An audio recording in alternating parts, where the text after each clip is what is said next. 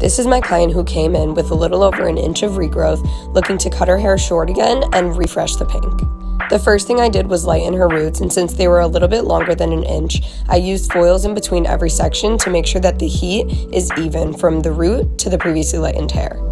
It lifted so perfectly, and I was so excited when I started to remove the foils. Since the pink on her ends was so pretty, we decided on doing a deeper pink on the roots and then just refreshing the color on the ends.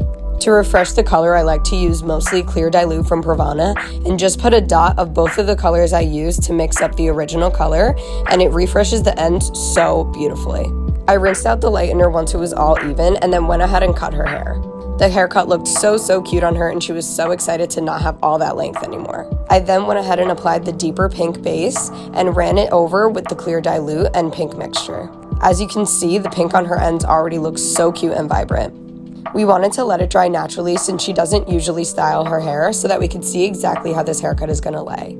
We absolutely loved the way this cut looked on her, and we loved how bright and gorgeous this color was.